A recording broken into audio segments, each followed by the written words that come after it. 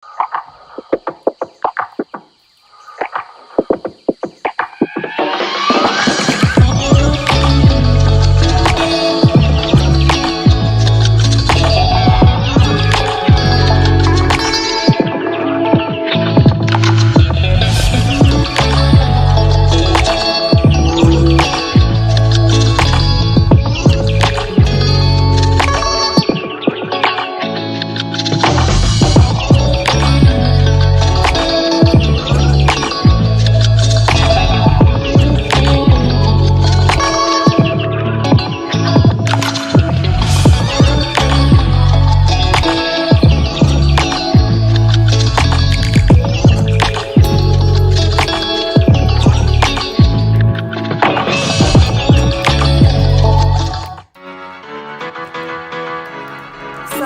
talk to me a little bit about this crime wave that's happening in Atlanta, and what are your plans to do something about it?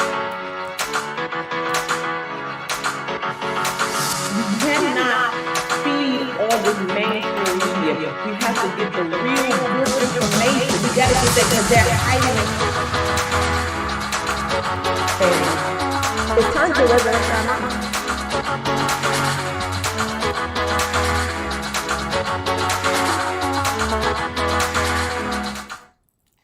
Okay, you guys. Hello. Welcome to apparently Late Night with BC Wright is apparently what this is all about.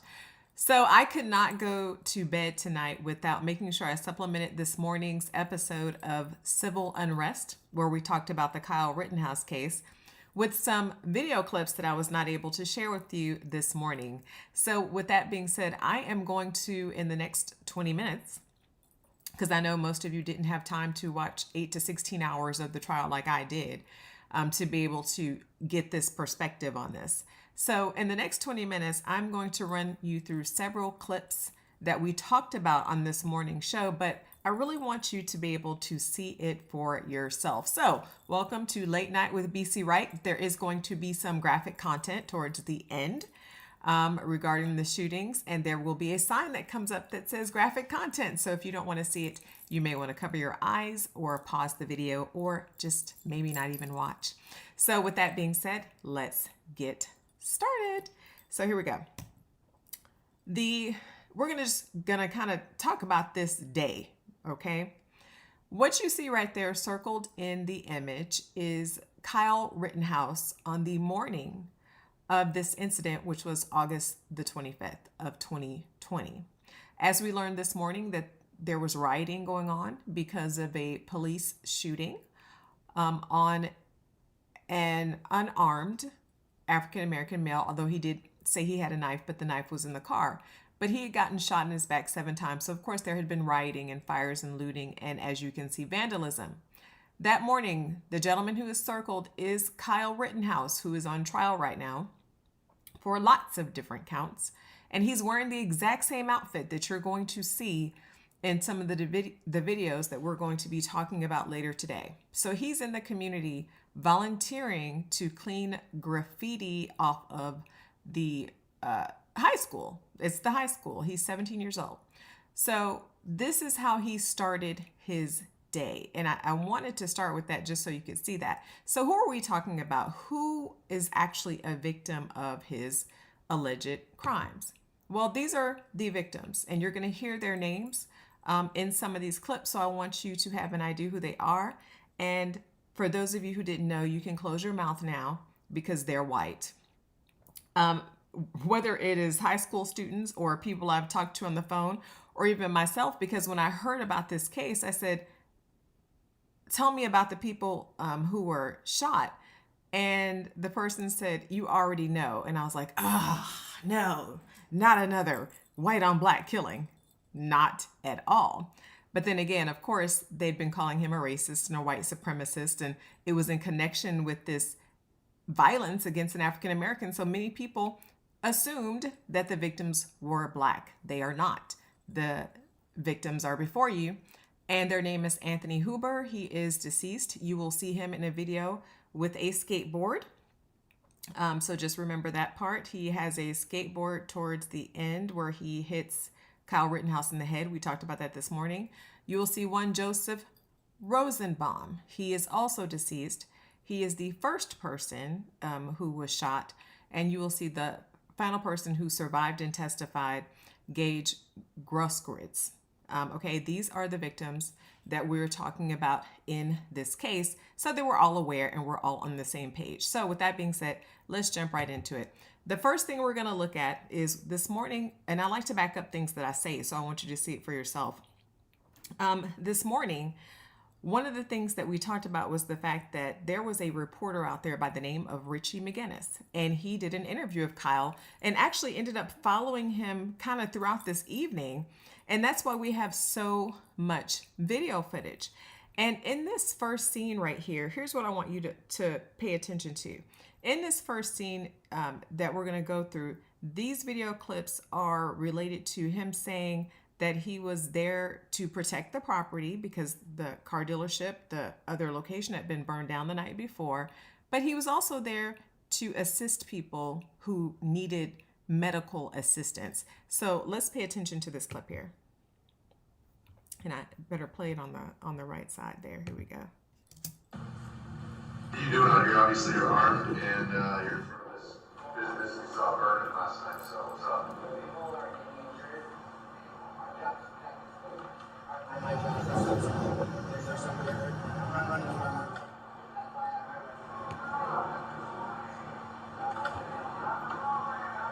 And what about these other folks?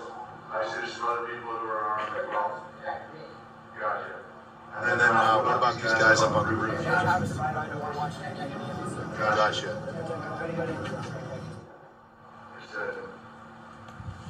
In that video, you indicate that you have your AR-15 to protect yourself, correct? Yes. And you indicate that you're going to run out there and treat anyone who needs medical help, correct? Yes. Okay, so the prosecutor just told you what you couldn't hear because it was a little bit muffled on that particular part of the video. But as you all heard, he is out there with his medical kit to run out in the street and help people who may be injured, as well as to protect the building. So the next clip that we're going to talk about is going to be the furtherance of the medical kit claim, as well as the friendly argument. So watch this clip here. And he's still with the same reporter. Thank you for your service. I appreciate your service.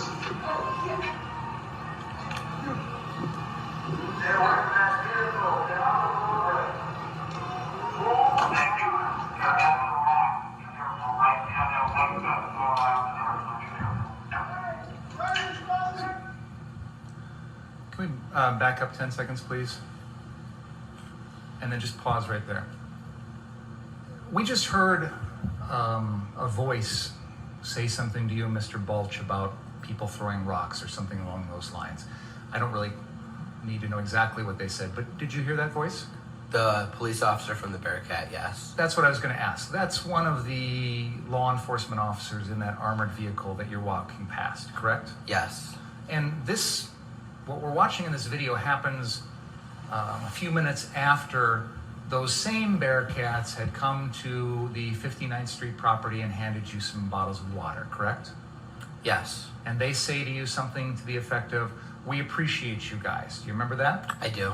That's when you were on the 59th Street property and you were acting like you were guarding that property, correct? Yes. So how did it make you feel? So the prosecutor just goes off into this tangent and because the boy had said he was an EMT. Now, what we learned throughout, he lied. What we learned was that he was a cadet at the fire department, studying to be an EMT, and they would practice fire drills, and that he served as a lifeguard and did all of this stuff that a Boy Scout would do. And so he wasn't in that capacity, but the prosecutor decided to spend time on that. But we're going to skip on to the next part. When the police are letting you pass the lines, they're warning you about people throwing rocks, they're handing out bottles of water, they're telling you that they appreciate you. How'd that make you feel? I didn't really care. I was thankful for the water because I had OC stuff, gas in my eyes, but I didn't really notice or care. It didn't make you feel like they approved of what you were doing? No. It didn't make you feel like you're emboldened now to go out there and act on their behalf? No. Let's play the video here, please.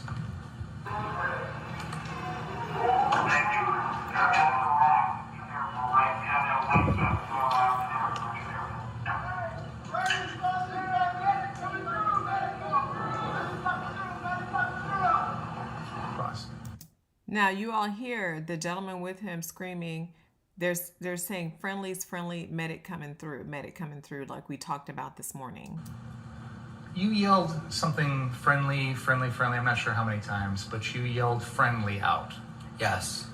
This is, if I can use the pointer, you are crossing on the west side of... We're going to jump to the next part here, which is where he is asking people whether or not they need any type of medical care. Does anyone need medical care? Does anyone need medical assistance? And that looks like that is at the 302 mark here. You're walking around asking people in this crowd if they need medical. Yes, here we go. Then fires, and I don't recall it. This is one of the guys in the group that you later got your fire extinguisher from, right? No. Okay, we'll get to that in a second. Let's continue.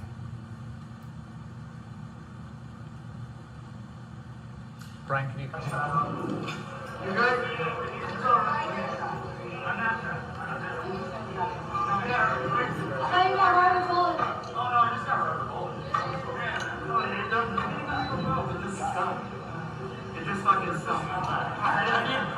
Little pepper boy never hurt nobody. It's a little spicy, that's all. Yeah, the salsa.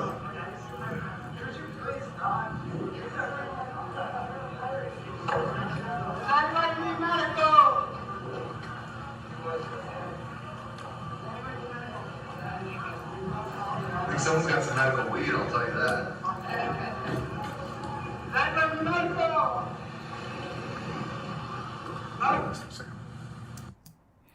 So here we are, and we have gotten through the part this morning where we talked about that he was out there saying he was an EMT. He was out there asking people if they needed help. He said he'd help some guy with his arm. And this is what he's doing at this point. We even saw him standing in front of the car dealership that he was supposed to be protecting before he decided to go out on his EMT mission. Now, we're about to get into the meat of the case now, but everyone's state of mind going into this is relevant. Why is it relevant? Because intent matters. And so I see a couple of you guys are out there now. I just feel free to type in the chat. What are your thoughts right now as we're going through this stuff? So the next scene that we're going to be watching on this video is at the 3:59 mark. And in this scene, what you're going to see is Rosenbaum, who is the first person that he shot, chasing him. So let me move on back over here, but I'll come back and check on you guys after we watch these next couple of clips before we get into the next scenes. This one's going to be at 3:59. All right, so here,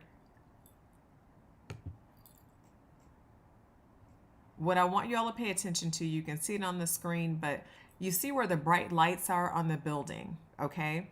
And then you see the right side of the street. You're going to see running, coming towards those white lights. That is going to be Rosenbaum chasing Rittenhouse.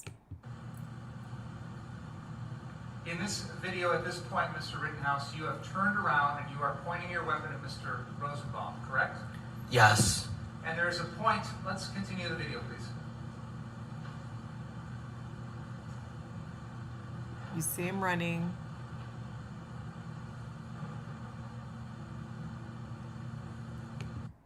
Okay, if I'm gonna come over here and check.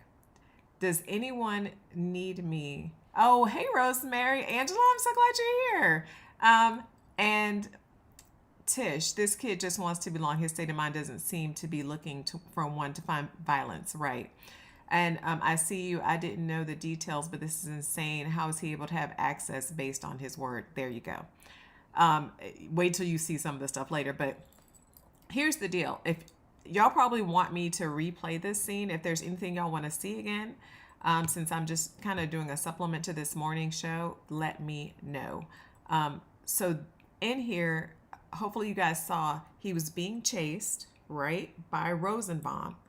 And he turned around once, pointed his gun at Rosenbaum. Rosenbaum continued to chase him, and then he turned around and ran again because pointing his gun at him didn't make the man stop chasing him.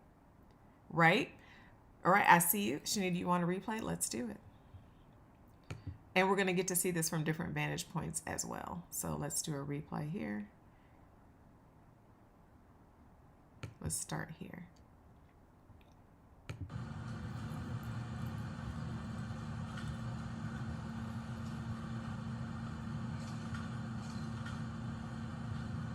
Pause. Mr. Rittenhouse, can you see in that video that you raised your weapon and pointed it at someone?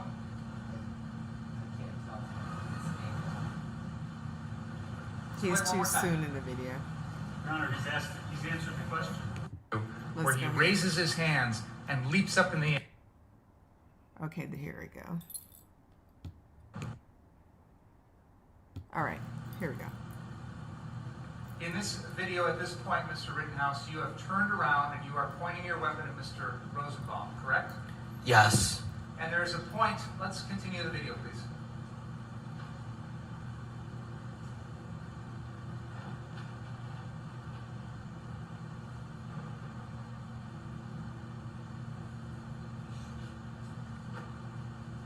All right, let's pause. Go back and start at the beginning again, please.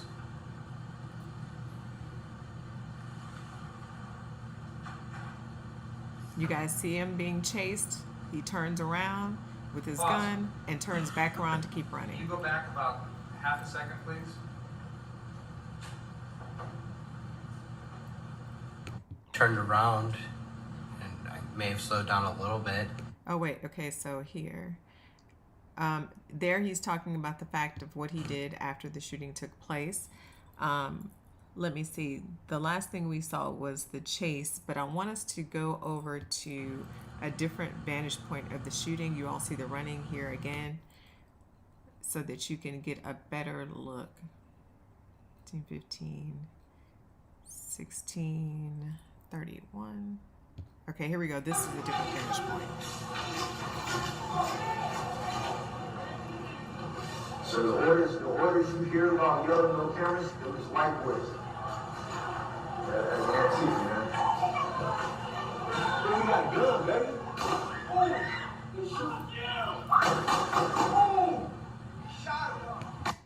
Now, I'm going to play this part again because there is a shot. He shot his gun 4 times, but you all heard more than 4 shots. So I'm going to play this part again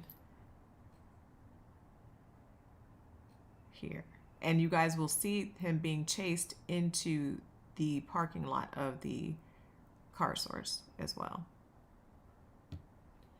So watch this part again and pay attention to how many shots are fired.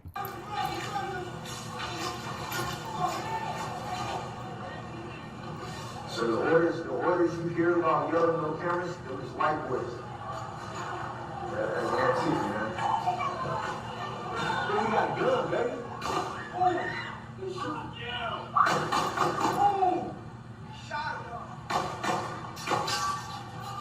Pause. Okay, so how many shots did you all hear? There was 1 shot, then there was the 1, 2, 3, 4, and then there were several shots after that, right? That were heard. What we know from watching the trial now, and he's been charged, is 7 or 8. He's still alive on the stand. Wow. He's on the stand with, okay, listen to this. He didn't shoot those 8 shots. The first shot was Joshua Zeminski.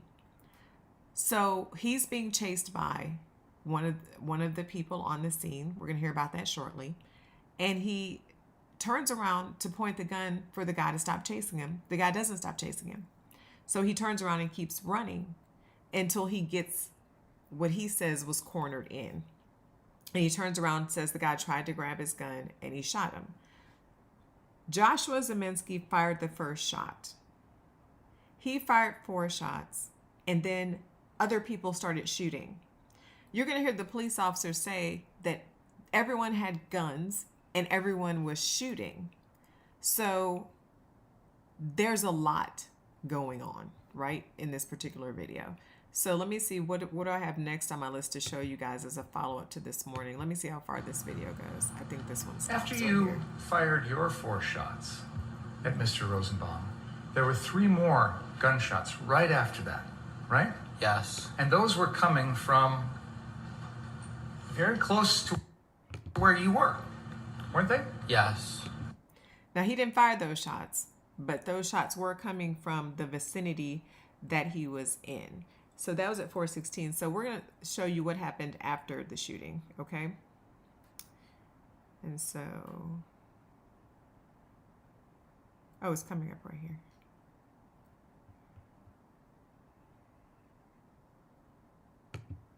Okay, so this is right after the shooting.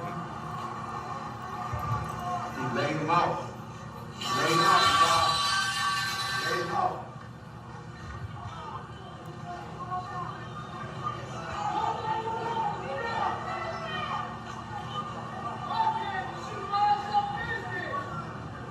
You see him running away. So what you saw there was the gentleman who had been walking with him filming took his shirt off to try and bandage up the guy. You see Kyle Rittenhouse run and to see what was going on, right? And then you see him on his phone and then he runs off. No one in that crowd yells, "Get him," or anything threatening towards you until after you start running away, right? No. You had time in that moment to make a phone call, didn't you? I called Dominic Black, yes. You could have called 911, right? Yes. But you chose to call your best friend, right? I called the first number on my phone. Is that quicker than 3 digits, 911? I don't know. And then you started running. Yes. And the first person you encounter as you're running is Jason Lakowski, correct? Yes. This is a person that you had barely known for 15 minutes that night, right? Yes. And you told him you didn't shoot anyone, correct? No. You heard his testimony about that, right? Yes. Can we please play exhibit number 12?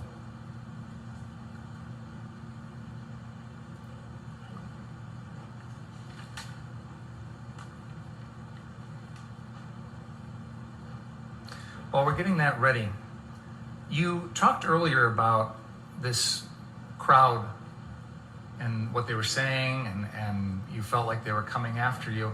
You had time to stop and have a brief little talk with Jason Lakowski, didn't you? I stopped for a second and asked him to help me get to the police. Even with this crowd on top of you, as you describe it, you still had time for that, didn't you? For a second. I stopped for a second. Let's play exhibit number 12, please.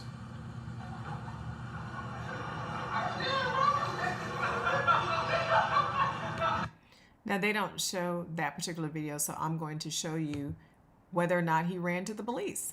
So this is the one I warned you guys about. This does contain graphic content. It shows you where he went when he ran out of view. There's so many different videos connecting this together. So just so you know, warning, this contains graphic content. If you don't want to see it, turn it off, or just, don't watch this. But this is what happens when he leaves the thing.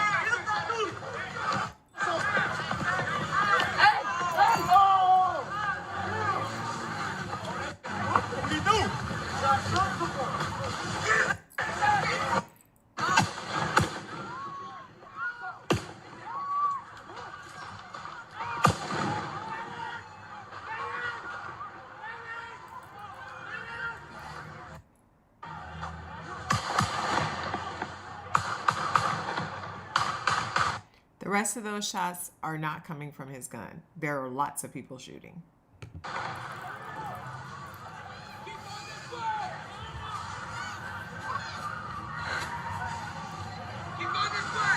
As you can see, he's going towards the police.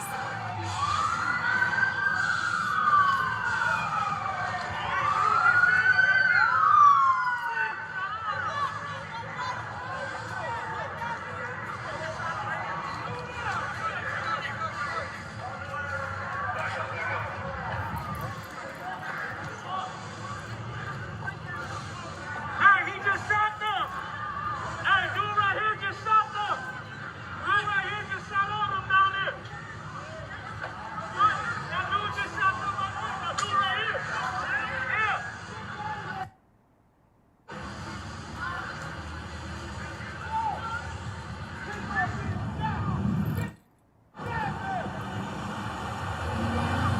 Look at all them driving past him. You're straight ahead. Someone in, you're straight ahead.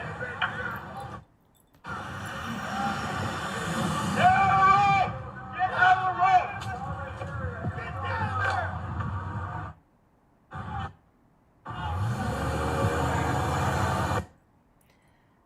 Okay, y'all.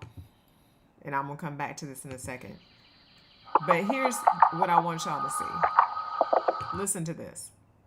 So, and hold on one second. I forgot my video was still on. Listen to this. You all just saw a video where he did what he said he was going to do and he ran to the police, right? So he's running towards the police to tell them about the first person that he shot. On the way running towards the police, right? Rosemary, he did. So on his way running to the police, people are chasing him. You have to ask yourself, why are you chasing somebody with a gun who's running to the police? So they're chasing him, and at some point you see different people hit him and he doesn't do anything. So you can't call him an active shooter because he's not just shooting at everybody. Until he falls on the ground, and there's a gentleman they're calling Jump Kick Man, right? Who kicks him in the head, as you all saw. And then someone else comes up to him and hits him in the head with a skateboard. And you can see this is, it looks like it's about to become really violent. Hits him in the head with a skateboard. And then as he goes to hit him again, Kyle shoots. And then the next person he shoots, we learn at trial, has a gun in his hand, right? But what does the boy do as soon as this second shooting incident happens? He gets up and continues running towards the police. What I found to be absolutely amazing about this case is that when he got to the police he has his hands up to turn himself in, to surrender. And what are the police doing? The police are telling him to get out the road. As a matter of fact, they cursed at him and told him to get out the road. And when he got up to the last police car to tell them what had happened and to tell them he's the one who's involved in these shootings, they pepper spray him and tell him to get away from the car. And then they all move and go in the other direction. Where? Like, for real, where does that happen? Where the police officers were completely oblivious. Did you just assume it couldn't have been this kid? So they never arrested him at that time. It's late at night. Kyle Rittenhouse has his friend take him back home to his mom's house in Illinois, right? And his mom takes him to the police station so he can turn himself in at 1 o'clock in the morning on the next day. He didn't go home and spend the night in his bed. He went and turned himself in immediately like he tried to do the night before. But it's unreal to me that the police see this guy walking with his arms up and they don't even ask a question. Instead, they tell him to get the heck out the street, right? And they pepper spray him. So I needed to come back and tell you that point. So we're almost through this thing here. So now you guys have seen that. I actually don't even feel like I need to go over the police officer pepper spray because that was actually in that video. So let's take a look at part of, and this would have been, this clip here, which we've already seen. Let's take a look at this. We talked about Rosenbaum, right? So this is his girlfriend because state of mind matters. And part of the testimony from several people was that Rosenbaum had been aggressive, and Kyle Rittenhouse also testified that he had been aggressive towards him as well. So this is the testimony from Rosenbaum's, the first victim's girlfriend. Now, this is the prosecution's witness, and they opened the door to this, and I was just stunned.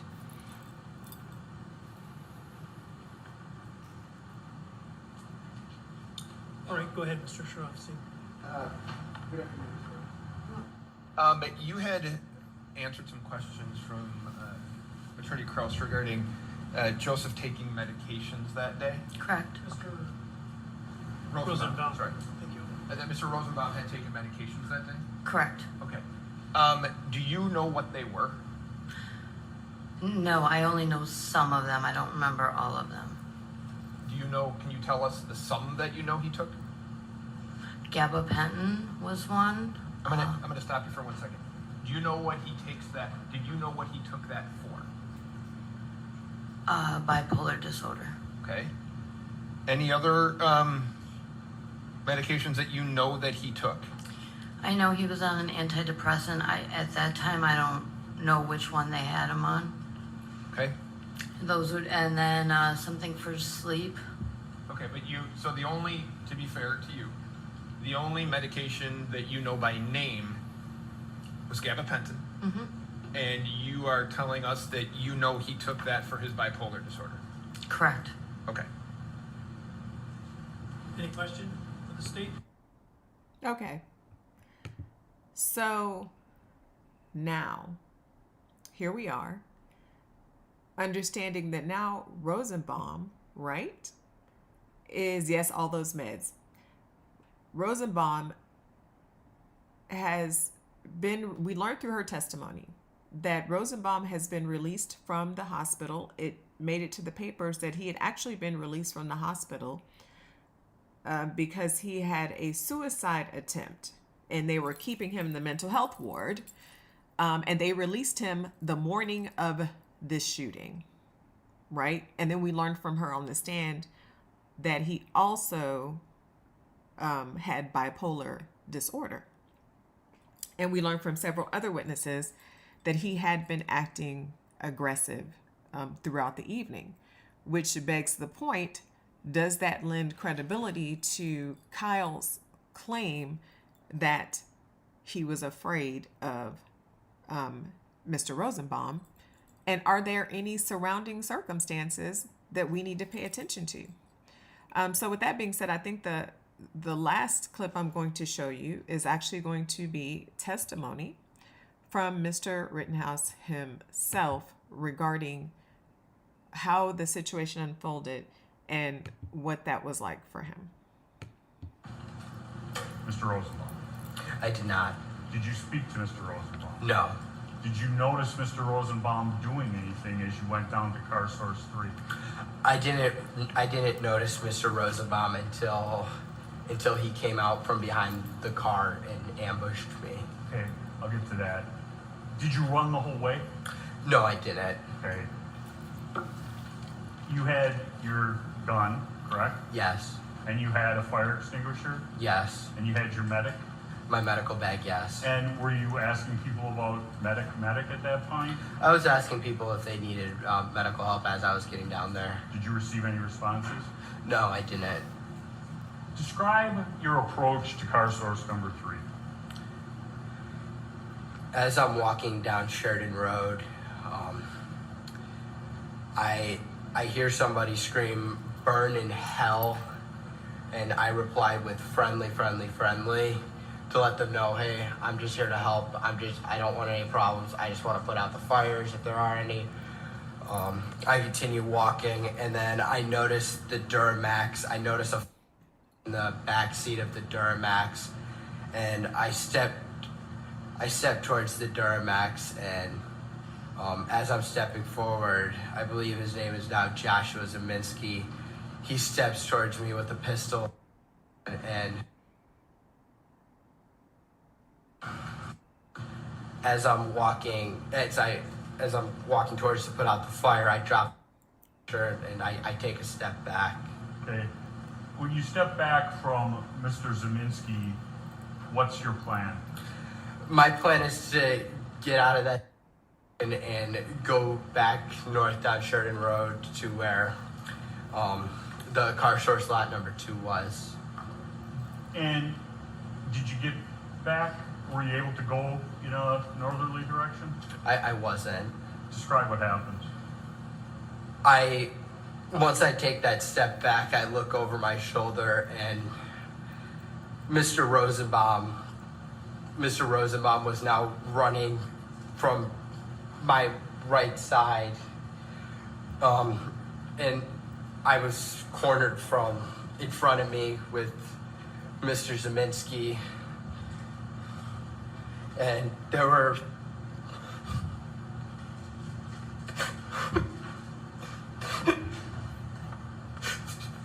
there were 3 people right there. Take a deep breath, Kyle.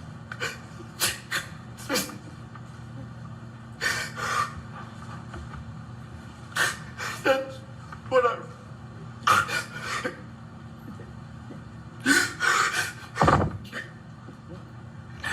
that's what I run. We're gonna just take time for our break anyway. You can just relax for a minute, sir. We're gonna take a break about 10 minutes, and please don't talk about the case during the break.